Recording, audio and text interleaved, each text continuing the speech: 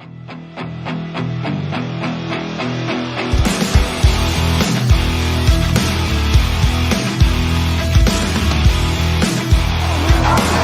a touchdown for the Hamilton Tiger Cats.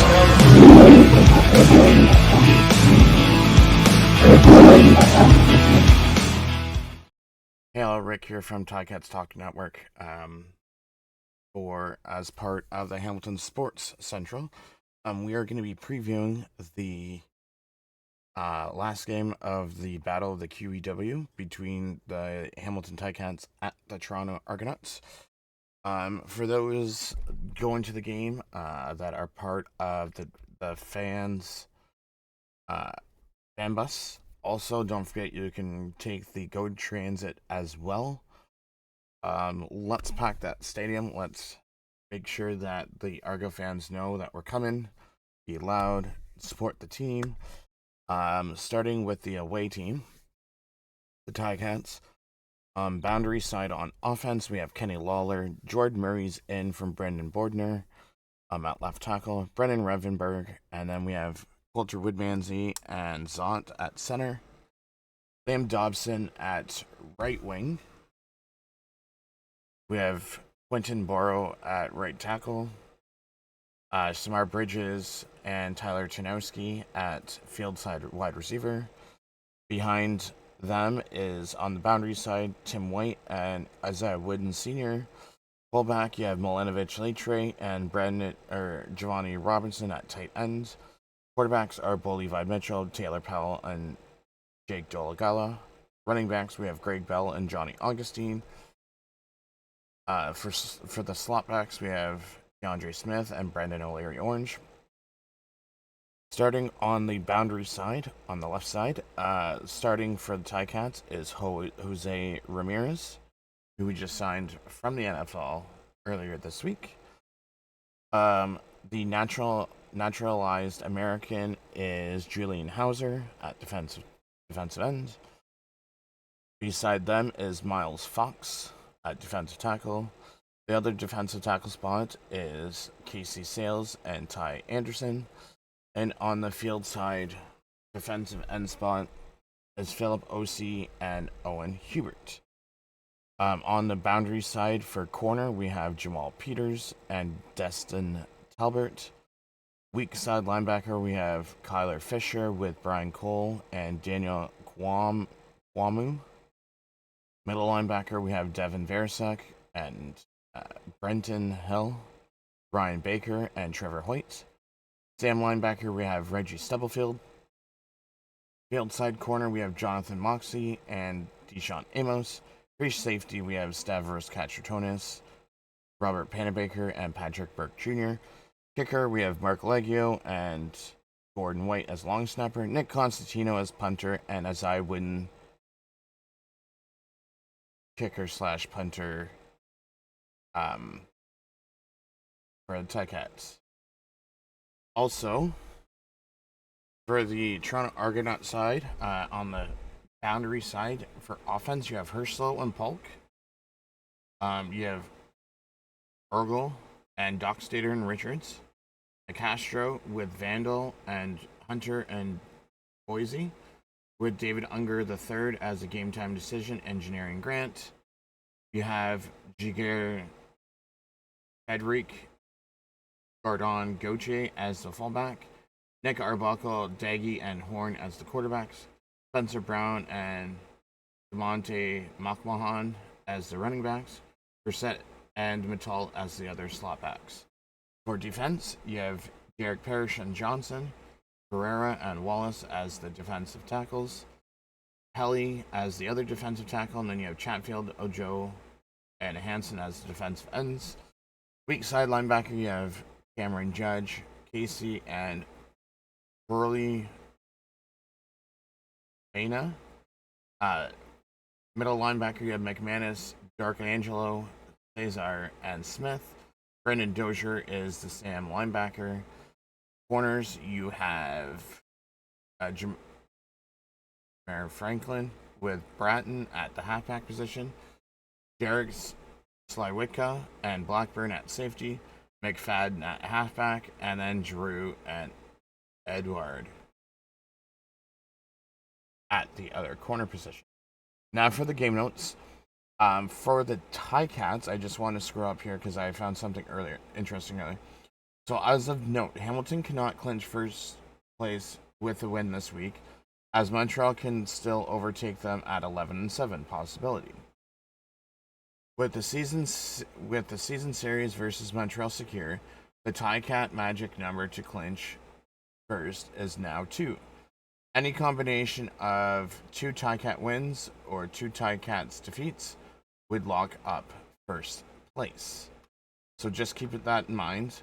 As I'm recording this, Ottawa lost to Saskatchewan by 7 points. Now, that game against Ottawa is ugly for Saskatchewan, so that did eliminate Ottawa from the playoffs, even though Ottawa should have won that. Because if Drew Brown did not throw the pick 6, the game would have been 13-12.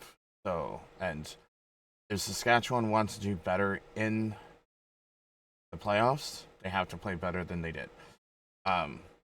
If Toronto loses, that ensures a crossover to the East by the 4th place West. And that also pretty much eliminates Toronto as well. Well, let's go down to the notes for the Toronto versus Hamilton. Finishing at home team record. This completes Hamilton's road schedule, and they are 5-3 away from home in 2025. A win this week would match the most number of road victories in club history, 6, in 1981, 1992, 1998, and 2019. Toronto must win. Toronto face a must-win situation, or they eliminated from the playoff contention due to crossover. Since 2021, they have consistently been in the postseason play.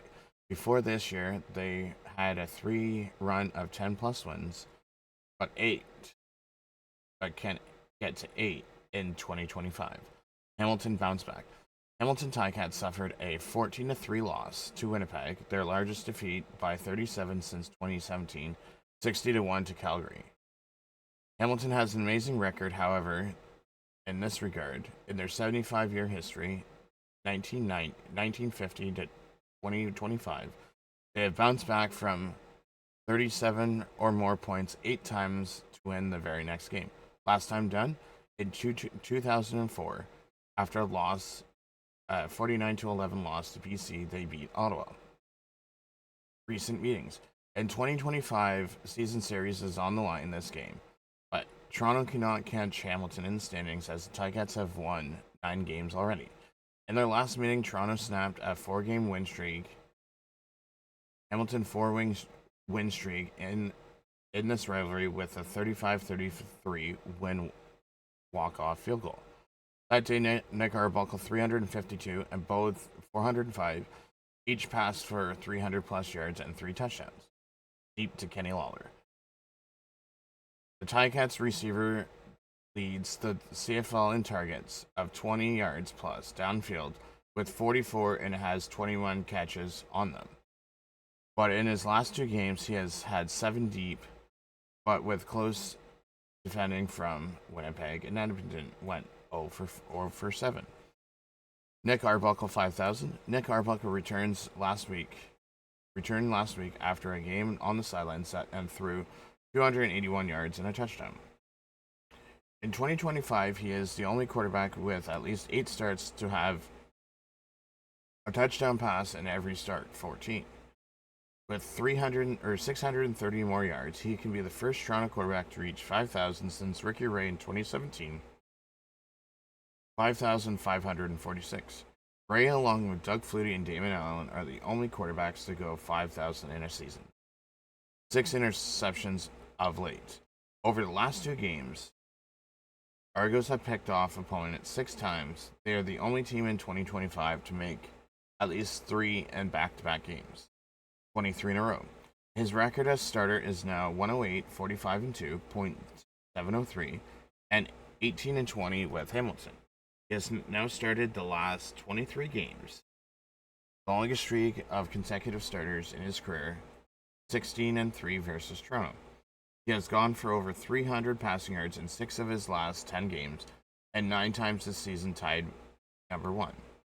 While Levi Mitchell's 43,429 career passing yards is 428 yards of Matt Dunnigan, 43,857 yards for 8th all passing yards list. Mitchell has 6 career passing performances of 400 plus yards, including one in 2025, September 1st versus Toronto, 405. He leads the CFL with 4,406 passing yards. Here's his all-time. Here is his win-loss record, stands up number 4 in winning percentage. So if he gets a win this week, he will surpass Warren Moon. Greg Bell. Over his last 4 games, Greg Bell has rushed 474 yards on 70 carries with 15 runs of 10 plus yards. Over the dominant stretch, Bell has raised his average of 4.7 per attempt to a CFL leading 5.7 yards per attempt, minimum 80 attempts. Mittal, 84 receptions. Kevin Mittal leads the CFL with 84 receptions, statistically abnormal. And normally is that he ranks 13th in yards. Excluding the short 2021 season, the last player to lead the CFL in receptions but failed to record 1,000 yards was running back Andrew Harris in 2017, 105 receptions, 857 yards. The last receiver to do so was Chad Owens in 2013, 94 receptions, 979 yards. Balanced attack. Through their first 11 games, Hamilton has averaged 316 passing yards and 72.3 rushing yards per game. The Ticats have achieved a newfound balance over the last 4 contests, with 246.5 passing yards per game and 155.0 rushing yards per game. Her slow 6 in a row ends. Argos receiver Jake Herschel found the end zone for 6-game run, but last week, despite that, he posted his second 100-yard game of 2025 last week with 104 yards on a career-best 10 receptions. Since coming off the practice roster on August 9th, Herschel has recorded 574 yards, 9 touchdowns in 7 games, 82.0 yards per game. Passing touchdowns. Hamilton leads the CFL with 28 passing touchdowns, fully close by Toronto with 27. The Argos are only team in the league with at least 1 passing touchdown in each game this season. So actually, let's take a look here. Where did I find it? League 1 statistics. After 17. So let's take points for, so Hamilton's 3rd, behind Toronto by 0.9. Offensive points, Hamilton's behind Toronto by less than 10. Hamilton has more offensive touchdowns than Toronto. Toronto has more field goals. Toronto has allowed more points. Opponent's offense. So we're right here. Toronto's right here. Okay.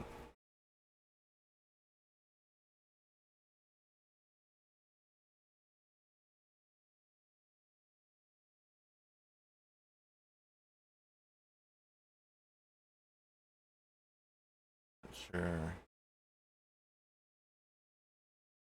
I guess that means we've allowed 37 touchdowns no matter what way you look at it on defense.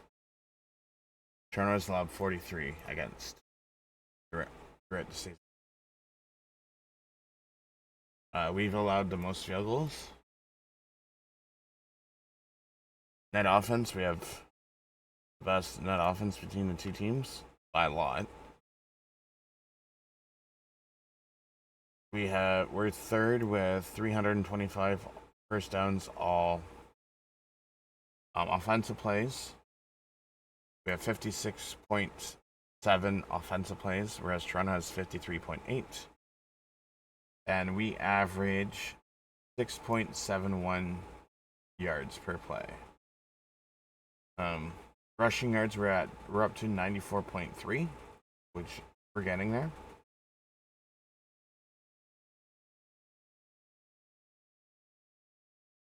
We're averaging 5.1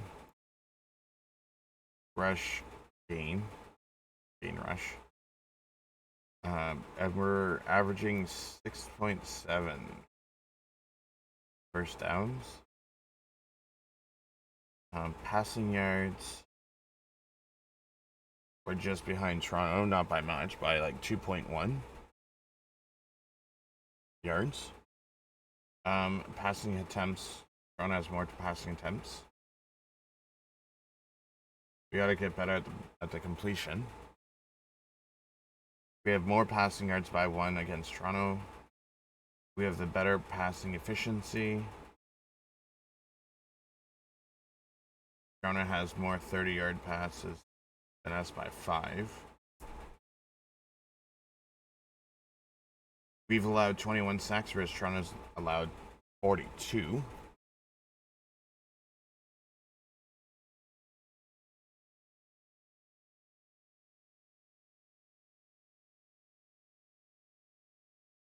We've allowed 18 pass touchdowns. Toronto's allowed 26. Where's the defense? Here we go.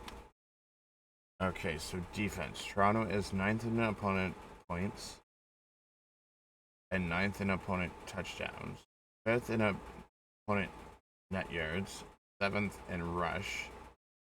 3 in pass. 2 in quarterback sacks. 1 in interceptions. 6 in knockdowns. 4th in forced fumbles. And 3 in turnovers. And 5th in second down conversions. So we're 7th in opponent points, 6th in offensive touchdowns, 8th in offense net, 8th in opponent rush, 7th in opponent pass, 6th in quarterback sacks, 3 in interceptions, so we're 2 spots behind them,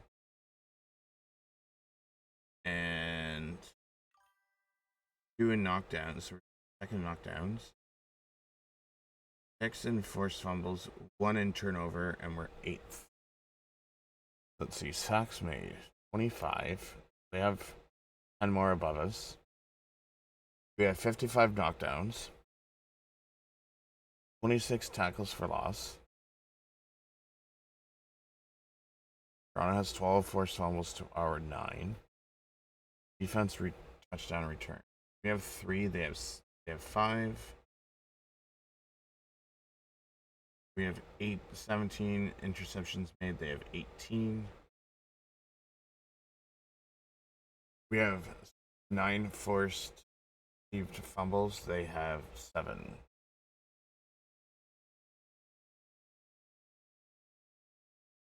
Turnovers forced.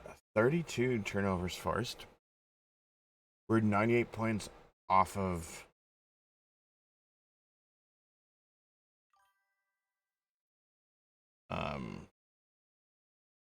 points off of turnovers.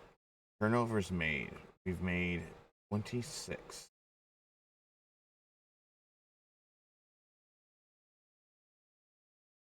So we've allowed the second fewest turnovers.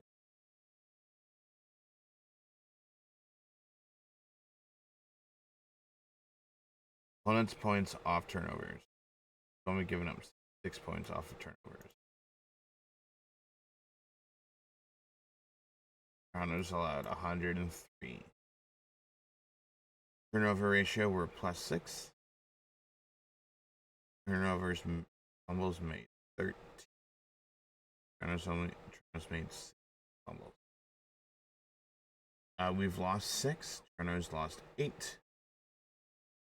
Toronto has 16 interceptions. Have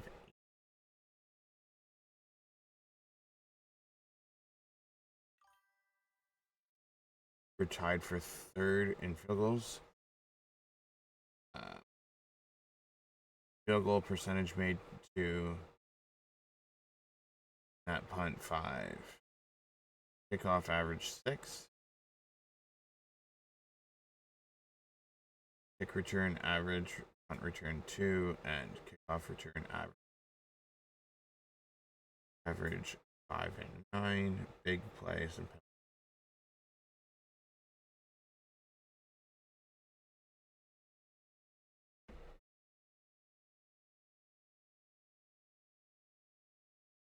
the Bows ahead of Arbuckle by less than like 29 yards.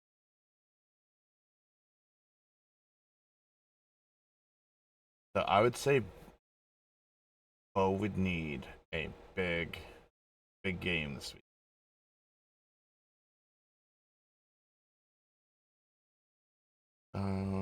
Targets 8.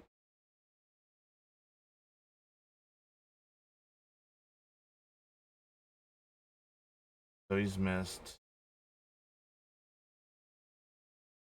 47 targets. But he has 11 touchdowns and 1,200, just over 1,200 yards.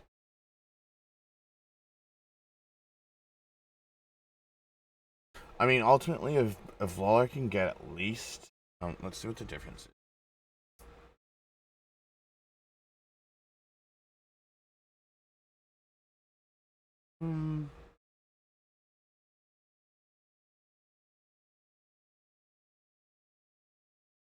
So the difference is 276. We have 3 games left. So he would need 92 yards per game to get 1,500. Lawler can get that.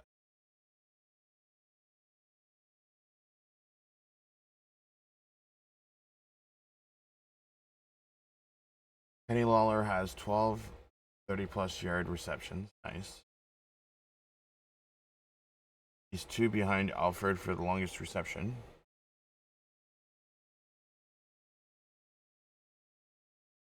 Michael Awe leads with 103 defensive tackles. Harold Richards, 25 special team tackles. Matthew Betts only needs 4 to tie his career high in sacks. He has 13. He just needs 4 more, 5 to break the record. Jamal Peters is tied for second in interceptions with Bears McFadden with 5. Pass knockdowns, Hamilton and Moxley are in second and third with 11 and 9, behind Willie Jefferson at 15.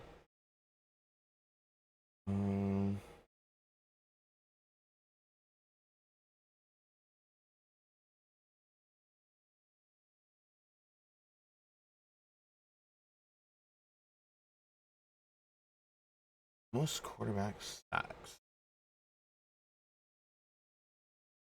Nick Arbuckle with 38. So our defense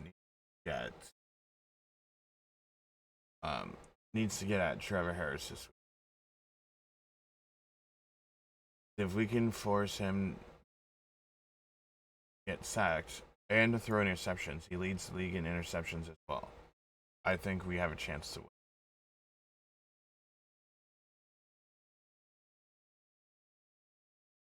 But this has gone on for 23 minutes. I didn't want to drag it on for too long.